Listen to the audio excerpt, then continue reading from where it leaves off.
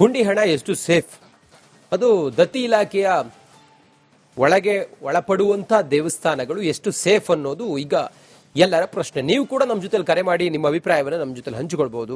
Republic ಕನ್ನಡದ ಧ್ಯೇಯವಾಕ್ಯ ನಿಮ್ಮ ಧ್ವನಿ. ಜನರ ಅಭಿಪ್ರಾಯಕ್ಕೆ ಒಂದು ಮುಕ್ತ ವೇದಿಕೆಯನ್ನು ರಿಪಬ್ಲಿಕ್ ಕನ್ನಡ ಒದಗಿಸಿಕೊಡ್ತಿದೆ. ಅದರಂತೆ ಅಭಿಪ್ರಾಯವನ್ನು ನೀವು ತಿಳಿಸಬಹುದು. ರಾಮ ಮಂದಿರ ಹುಂಡಿ ಕಳ್ಳತನ ಪ್ರಕರಣದ ಬೆನ್ನಲ್ಲೇ ರಾಜ್ಯ ಸರ್ಕಾರ ಎಚ್ಚೆತ್ತುಕೊಂಡಿದೆ.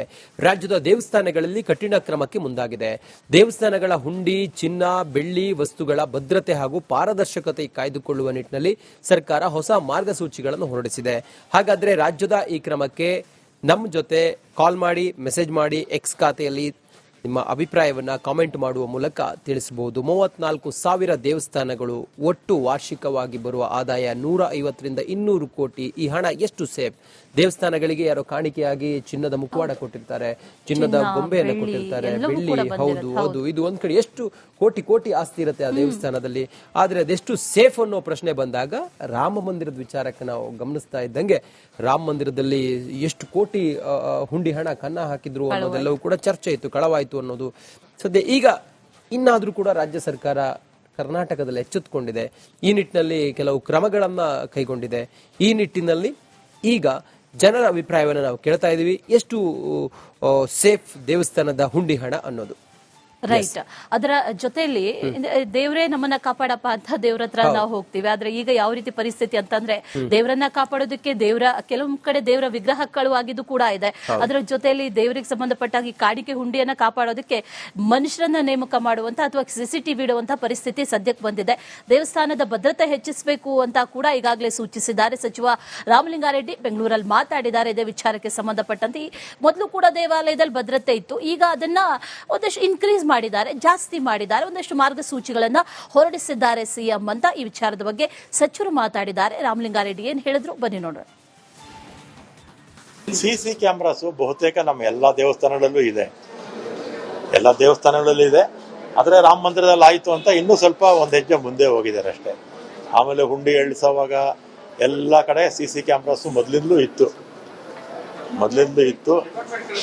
ಸ್ವಲ್ಪ ಅಲರ್ಟ್ ಆಗ್ಲಿ ಅಂತೇಳಿ ಸಿಎಂ ಅವರು ಇನ್ನೂ ಸ್ವಲ್ಪ ಸಿಸಿ ಕ್ಯಾಮ್ರಾಸ್ ಬಹುತೇಕ ನಮ್ಮ ಎಲ್ಲಾ ದೇವಸ್ಥಾನಗಳಲ್ಲೂ ಇದೆ, ಆದ್ರೆ ರಾಮ ಮಂದಿರದಲ್ಲಿ ಆಯ್ತು ಅಂತ ಇನ್ನೂ ಸ್ವಲ್ಪ ಒಂದ್ ಹೆಜ್ಜೆ ಮುಂದೆ ಹೋಗಿದ್ದಾರೆ ಅಷ್ಟೇ. ಆಮೇಲೆ ಹುಂಡಿ ಎಳ್ಸೋವಾಗ ಎಲ್ಲಾ ಕಡೆ ಸಿಸಿ ಕ್ಯಾಮ್ರಾಸ್ ಮೊದ್ಲಿಂದಲೂ ಇತ್ತು. ಇನ್ನು ಮಹೇಶ್ ಅವರು ಕರೆ ಮಾಡಿದ್ದಾರೆ. ನಮಸ್ಕಾರ ಮಹೇಶ್ ಅವರೇ. ಹೇಳಿ ಮಹೇಶ್ ಅವರೇ, ದೇವಸ್ಥಾನದ ಹುಂಡಿ ಹಣ ಮತ್ತೆ ಆಭರಣಗಳು ಅಥವಾ ದೇವಸ್ಥಾನದ ಆಸ್ತಿ ಎಷ್ಟು ಸೇಫ್? ಸರ್, ಈಗ ನಾವ್ ಹೇಳ್ಬೇಕು ಅಂದ್ರೆ ಎಷ್ಟೋ ದೇವಸ್ಥಾನಗಳಲ್ಲಿ ಇನ್ನೂ ಭದ್ರತೆ ಇಲ್ಲ ಸರ್. ಅಲ್ಲಿ ಏನಕ್ಕೆ ಆಗ್ತದೆ, ನಮ್ದು ಚಾಮರಾಜನಗರದಲ್ಲಿ ಇಲ್ಲಿ ಚಾಮರಾಜೇಶ್ವರ ದೇವಸ್ಥಾನದಲ್ಲಿ ಮಹಾರಾಜರ ಕಾಲದಿಂದ ಚಿನ್ನಗಳಿದೆ, ಅದ್ರ ಬಗ್ಗೆ ಇನ್ನೂ ಮಾಹಿತಿನೇ ಕೊಟ್ಟಿಲ್ಲ ಸರ್. ಅಲ್ಲಿ ಪೂಜಾರಿಗಳು ಸುಮಾರು ವರ್ಷದಲ್ಲಿ ಇನ್ನೂ 300 ವರ್ಷದಿಂದ ಮಹಾರಾಜರ ಆಳದಿಂದ ನಮ್ಮ ಚಾಮರಾಜನಗರದಲ್ಲಿ ಎಷ್ಟೋ ವಜ್ರ ವೈಡೂರ್ಯಗಳು ಕೊಟ್ಟಿದ್ದಾರೆ, ಅದ್ರ ಬಗ್ಗೆ ಮಾಹಿತಿ ಇಲ್ಲ. ಇನ್ ನಂಜನಗೂಡ್ಗೆ ಹೋದ್ರೆ ಸರ್, ಅಲ್ಲಿ ಪೂಜಾರಿಗಳು ಅಲ್ಲಿ ಅವ್ರದೇ ಆದ ಒಂದು ಸಿದ್ಧಾಂತ ಮಾಡ್ಕೊಬಿಟ್ಟಿದ್ದಾರೆ ಸರ್. ಅಲ್ಲಿ ಸುಮ್ನೆ ಪೂಜೆ ಮಾಡ್ತೀನಿ ಅಂದ್ಬಿಟ್ಟು ದೊಡ್ಡ ಶ್ರೀಮಂತರ ಬಂದ್ರೆ ಪೂಜೆ ಮಾಡ್ತೀನಿ ಅಂದ್ಬಿಟ್ಟು ಆ ಕಡೆ ಕರ್ಕೊಂಡೋಗಿ 500,000 ಕಿತ್ಕೊಳ್ತದೆ ಸರ್. ಆದ್ರಿಂದ ಆಮೇಲೆ ಉಂಡಿಗಳು ಏನಕ್ಕೆ ತುಂಬಾ ಕರೆಕ್ಟ್ ಆಗಿ ಪಾರದರ್ಶಕವಾಗಿ ಆಗ್ಬೇಕು ಸರ್. ಅಲ್ಲಿ ಡಿಸಿ ಸಂಬಂಧಪಟ್ಟಂತಹ ಒಳ್ಳೆ ಅಧಿಕಾರಿನ ಅಲ್ಲಿ ನೇಮಿಸಿ ಅಲ್ಲಿ ಎಣಿಕೆ ಹಾಕೊಂಡು ಅದನ್ನೆಲ್ಲ ವಿಡಿಯೋ ಮಾಡ್ಕೋಬೇಕು ಸರ್. ನಮ್ ಚಾಮರಾಜೇಶ್ವರ ಮಾದೇಶ್ವರ ಬೆಟ್ಟದಲ್ಲೂ ಒಳ್ಳೆ ಇನ್ಕಮ್ ಇದೆ ಸರ್. ಅಲ್ಲಿ ವರ್ಷಕ್ಕೆ ಅಲ್ಲಿ 28 ಈಗ 2ನೇ ಸ್ಥಾನದಲ್ಲಿ ಇದೆ ರಾಜ್ಯದಲ್ಲಿ. ಅದರಿಂದ ನಾವ್ ಏನ್ ಹೇಳ್ತೀವಿ, ಅಲ್ಲಿ ಬರ್ತಕ್ಕಂತ ಸಾರ್ವಜನಿಕರಿಗೆ ಅದನ್ನ ಅನುಕೂಲ ಮಾಡ್ಕೊಡ್ಬೇಕು ಸರ್. ಉಂಡಿ ಹಣನ ಅದನ್ನ ಎಷ್ಟೋ ಇದು ಬರ್ತಕ್ಕಂಥ ರೂಮ್ಗಳು ಮತ್ತೆ ಊಟದ ವ್ಯವಸ್ಥೆ ಅಲ್ಲಿ ಬಂದ್ರೆ ಭಕ್ತಾದಿಗಳಿಗೆ ನೆಗ್ಲೆಕ್ಟ್ ಮಾಡಬಾರ್ದು ಸರ್ ಅದನ್ನ. ಅಂದ್ರೆ ಉಂಡಿ ಎಣಿಕೆ ಅಲ್ಲಿ ದೇವಸ್ಥಾನಕ್ಕೆ ಎಷ್ಟೋ ಯೂಸ್ ಮಾಡ್ಕೋಬೇಕು, ಇನ್ನೂ ಎಷ್ಟೋ ದೇವಸ್ಥಾನಗಳಿಗೆ ಕರೆಕ್ಟ್ ಆಗಿ ಪಾರದರ್ಶಕವಾಗಿ ಮಾಡ್ಬೇಕು ಅಂತ ನನ್ನಲ್ಲಿ ಬಹಳ ಕಳೆ ಇದೆ, ಕೇಳ್ಕೊತಾ ಇದ್ದೀನಿ ಸರ್. ಓಕೆ ಮಹೇಶ್ವರ, ಥ್ಯಾಂಕ್ ಯು ನಮ್ಮ ಜೊತೆ ತಾವು ಮಾತಾಡಿದಕ್ಕೆ. ಆಲ್ ರೈಟ್, ಗಮನಿಸ್ತಾ ಇದೀವಿ ಸಾಕಷ್ಟು. ಅಂದ್ರೆ ಈಗ ಸರ್ಕಾರ ಇಂಥ ಕ್ರಮಗಳನ್ನ ಕೈಗೊಂಡಿದೆ, ಎಚ್ಚೆತ್ಕೊಂಡಿದೆ, ಒಂದು ಎಚ್ಚರಿಕೆಯ ಗಂಟೆ ಸರ್ಕಾರಕ್ಕೆ. ಆದ್ರೆ ಅದರಿಂದ ಎಚ್ಚೆತ್ಕೊಂಡಂತ ಸರ್ಕಾರ ಒಂದಷ್ಟು ಮಾರ್ಗಸೂಚಿಗಳನ್ನ ಏನೋ ತಂದಿದೆ. ಆದ್ರೆ ಎಷ್ಟೋ ಕಡೆಗಳಲ್ಲಿ ನಾವು ಗಮನಿಸಿರಬಹುದು ರಂಜಿತ್, ಈ ಸಿಸಿಟಿವಿ ಕ್ಯಾಮೆರಾ ಹಾಕಿರ್ತಾರೆ. ಈಗ ಭದ್ರತೆ ಅಂತಂದ್ರೆ ಸಿಸಿಟಿವಿ ಕ್ಯಾಮೆರಾ, ಅದರ ಹೊರತಾಗಿ ಏನ್ ಮಾಡೋದಕ್ಕೆ ಸಾಧ್ಯ? ಸಿಸಿಟಿವಿ ಕ್ಯಾಮೆರಾ ಕದ್ದು ಆನಂತರ ಹುಂಡಿ ಹಣ ಕೂಡ ಕದ್ದು ಹೋಗಿರುವಂತ ಅನೇಕ ಪ್ರಕರಣಗಳು ಕೂಡ ನಡೆದಿರೋದ್ರಿಂದ ಇಷ್ಟೇ ಸಾಕ? ಹಾಗಾದ್ರೆ ಭದ್ರತೆ ಹೇಗಿರಬೇಕು ಅನ್ನೋ ಪ್ರಶ್ನೆ ಈಗ ಸದ್ಯಕ್ಕಿದೆ. ಕಲಬುರಗಿ ಜಿಲ್ಲೆಯ ಅಫಜಲ್ಪುರ ತಾಲೂಕಿನಲ್ಲಿರುವ ಈ ಗಾಣಗಾಪುರ ದೇವಸ್ಥಾನ ಈ ದೇವಸ್ಥಾನದಲ್ಲೂ ಕೂಡ ಈಗ ಭದ್ರತೆ ಹಾಗಾದ್ರೆ ಹೇಗಿದೆ? ದತ್ತಾತ್ರೇಯ ದೇವಸ್ಥಾನಕ್ಕೆ ಪ್ರತಿನಿತ್ಯ ಸಾವಿರಾರು ಸಂಖ್ಯೆಯಲ್ಲಿ ಭಕ್ತರು ಬರ್ತಾರೆ, ಬೇರೆ ಬೇರೆ ರಾಜ್ಯಗಳಿಂದಲೂ ಕೂಡ ಆಗಮಿಸ್ತಾರೆ ಇಲ್ಲಿಗೆ, ಅಲ್ಲಿ ಪೂಜೆ ಪುನಸ್ಕಾರಗಳು ನಡೆಯುತ್ತೆ. ಹಾಗಾದ್ರೆ ಇಲ್ಲಿ ಭದ್ರತೆ ಹೇಗಿದೆ? ಅದಕ್ಕೆ ಸಂಬಂಧಪಟ್ಟಂತೆ ಒಂದು ಪ್ರತ್ಯಕ್ಷ ವರದಿ ಇದೆ, ನೋಡ್ಕೊಂಡ್ ಬರೋಣ ಬನ್ನಿ. ಅಯೋಧ್ಯ ರಾಮ ಮಂದಿರದಲ್ಲಿನ ಹುಂಡಿ ಕಳವು ಪ್ರಕರಣದ ಬಳಿಕ ಎಚ್ಚೆತ್ತುಕೊಂಡಿರುವಂತಹ ರಾಜ್ಯ ಸರ್ಕಾರ ರಾಜ್ಯದ ಪ್ರಮುಖ ಮುಜರಾಯಿ ಇಲಾಖೆಯ ದೇವಸ್ಥಾನಗಳಲ್ಲಿ ಇದೀಗ ಹೆಚ್ಚಿನ ಕಣ್ಗಾವಲನ್ನ ವಹಿಸೋದಕ್ಕೆ ಮುಂದಾಗಿರುವಂತದ್ದು. ಸದ್ಯ ನಾನೀಗ ಕಲಬುರಗಿ ಜಿಲ್ಲೆಯ ಅಫ್ಜಲ್ಪುರ ತಾಲೂಕಿನ ಗಾಣಗಾಪುರದ ದತ್ತನ ಕ್ಷೇತ್ರದಲ್ಲಿರುವಂತದ್ದು. ಇದು ದತ್ತನ ದೇವಸ್ಥಾನ ಕೂಡ ಮುಜರಾಯಿ ಇಲಾಖೆಗೆ ವ್ಯಾಪ್ತಿಗೆ ಒಳಪಡ್ತಾ ಇರುವಂತದ್ದು. ಈ ದೇವಸ್ಥಾನದಲ್ಲಿ ಯಾವ ರೀತಿಯಾಗಿ ಭದ್ರತೆ ಮತ್ತೆ ವಿಶೇಷ ಕಣ್ಗಾವಲನ್ನ ವಹಿಸೋದಕ್ಕೆ ಸರ್ಕಾರ ಮುಂದಾಗಿದೆ ಅನ್ನುವಂಥದ್ದನ್ನ ನಾನು ತೋರಿಸೋದಕ್ಕೆ ಹೋಗ್ತೀನಿ. ಈಗ ಸ್ಟಾರ್ಟಿಂಗ್ ಎಂಟ್ರೆನ್ಸ್ ನಲ್ಲಿ ತೋರಿಸ್ತಾ ಹೋಗ್ತೀನಿ. ಅಂದ್ರೆ ಈ ದೇವಸ್ಥಾನಕ್ಕೆ ಕಾಂಟ್ಯಾಕ್ಟ್ ಬೇಸ್ ಗುತ್ತಿಗೆ ಆಧಾರದ ಮೇಲೆ ಒಂದಷ್ಟು ಜನ ಸೆಕ್ಯೂರಿಟಿಗಳನ್ನ ಕೂಡ ನಿಯೋಜನೆ ಮಾಡ್ಕೊಂಡಿರುವಂತದ್ದು. ಅಂದ್ರೆ ದೇವಸ್ಥಾನಕ್ಕೆ ಬರುವಂತಹ ಭಕ್ತರನ್ನ ಏನು ನಿಗಾ ವಹಿಸೋದಕ್ಕೆ, ಜೊತೆಗೆ ಬೇರೆ ಬೇರೆ ರೀತಿಯಾದಂತಹ ಯಾವುದೇ ರೀತಿಯಾದಂತಹ ಘಟನೆಗಳು ಕೂಡ ನಡೆಯದಂತೆ ನೋಡ್ಕೊಳ್ಳೋದಕ್ಕೆ ಒಂದಷ್ಟು ಸೆಕ್ಯೂರಿಟಿ ಗಾರ್ಡ್ ಗಳನ್ನ ಕೂಡ ನಿಯೋಜನೆ ಮಾಡಿರುವಂತದ್ದು. ಜೊತೆಗೆ ದೇವಸ್ಥಾನಕ್ಕೆ ಎಂಟ್ರಿ ಆಗುವಂತಹ ಬಾಗಿಲ ಏನು ದ್ವಾರ ಬಾಗಿಲಿದೆ, ಆ ದ್ವಾರ ಬಾಗಿಲಲ್ಲೇ ಒಂದು ಸಿಸಿಟಿವಿ ಕ್ಯಾಮೆರಾ ಕೂಡ ಅಳವಡಿಕೆ ಮಾಡಿರುವಂತದ್ದು. ದೇವಸ್ಥಾನದ ಬಹುತೇಕ ಭಾಗದ ತುಂಬಾ ಎಲ್ಲವೂ ಕೂಡ ಸಿಸಿಟಿವಿ ಅಳವಡಿಕೆ ಮಾಡಿರುವಂತದ್ದು. ಅದು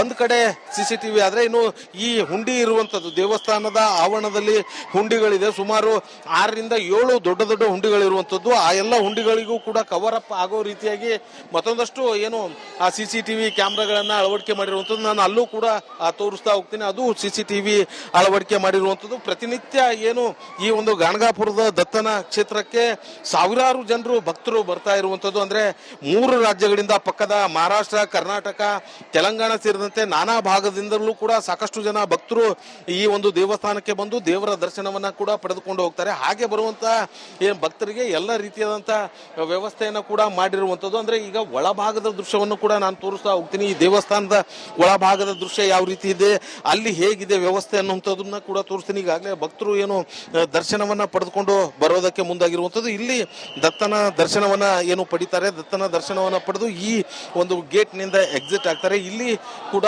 ಒಳಭಾಗದಲ್ಲಿ ಒಂದಷ್ಟು ಭದ್ರತೆಗಳನ್ನು ಕೂಡ ಕೈಗೊಂಡಿರುವಂತದ್ದು. ಬರುವಂತಹ ಭಕ್ತರಿಗೆ ಪ್ರತಿಯೊಬ್ಬರಿಗೂ ಕೂಡ ಸರತಿ ಸಾಲಿನಲ್ಲಿ ನಿಲ್ಲಿಸಿ ದೇವರ ದರ್ಶನವನ್ನ ಪಡೆಯುವುದಕ್ಕೆ ಅವಕಾಶವನ್ನ ಕೂಡ ನೀಡಿರುವಂತದ್ದು. ಈಗ ದೃಶ್ಯದಲ್ಲಿ ಕೂಡ ನೋಡಬಹುದು, ಇದು ದತ್ತನ ಮೂರ್ತಿ ಆಗಿರುವಂತದ್ದು, ಪ್ರತಿಮೆ ಇಲ್ಲೇ, ಜೊತೆಗೆ ಪಾದಕೆಗಳು ಕೂಡ ಇರುವಂತದ್ದು. ಈ ರೀತಿಯಾಗಿ ಬರುವಂತಹ ಭಕ್ತರಿಗೆ ಏನು ಎಲ್ಲ ರೀತಿಯಾದಂತಹ ವ್ಯವಸ್ಥೆ ಇರುವಂತದ್ದು. ಇನ್ನು ಬಹಳ ಪ್ರಮುಖವಾಗಿ ನಾನು ಇಲ್ಲೂ ಕೂಡ ತೋರಿಸ್ತಾ ಹೋಗ್ತೀನಿ.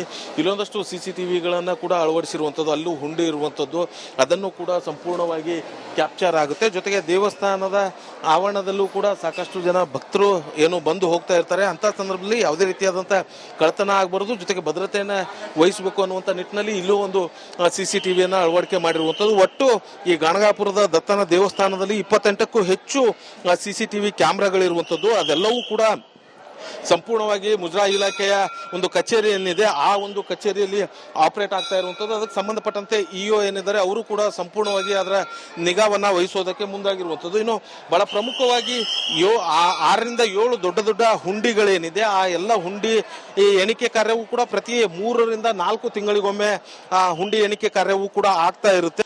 ಕ್ಯಾಮರಾ ಪರ್ಸನ್ ವಿಜಯ್ ಕುಮಾರ್ ಜೊತೆ ಓಂ ಪ್ರಕಾಶ್ ಮುನ್ನೂರ್, ರಿಪಬ್ಲಿಕ್ ಕನ್ನಡ, ಕಲಬುರಗಿ.